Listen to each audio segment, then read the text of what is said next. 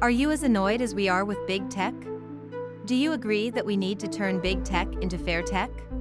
Then join us in playing turning tables. It's time to play a new game. Like a normal card deck, turning tables has got aces, kings, queens and jacks.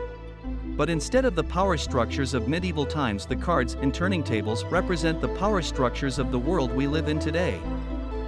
The top end of the turning tables card deck shows the people who currently have the money and the power in our world. But turning tables also shows you the other side of the world of big tech. The cards with a value of 2, 3, and 4 are a different kind of picture card. They show other people who work for big tech. With turning tables, you can turn the big tech world upside down. You can help a worker in an Indian iPhone factory to beat Mark Zuckerberg, or a Czech Amazon warehouse worker suffering from work-related illness to trump Jeff Bezos. The turning tables deck contains 12 Joker cards.